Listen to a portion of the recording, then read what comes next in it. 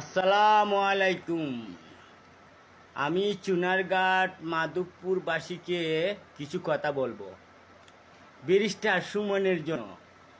Barrister সুমনে Chunarughat মাধবপুরের মেজে কি করে নাই, অনেক করছে। সে এমপি হওয়ার আগে অনেক টাকা খরচ করছে চুনারঘাট মাধবপুরের জন্য।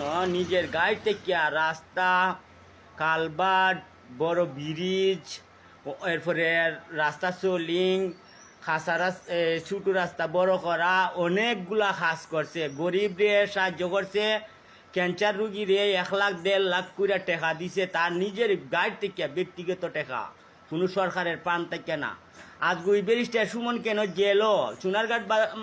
সোনারঘাট মাধবপুরবাসী মিলে আমরা সবাই যদি একতা হই, ব্যারিস্টার সুমনকে জেল থেকে বাহির করতে পারবো। আমরা একতা হয়ে ব্যারিস্টার সুমনকে বাহির করার জন্য প্রস্তুতি নিব।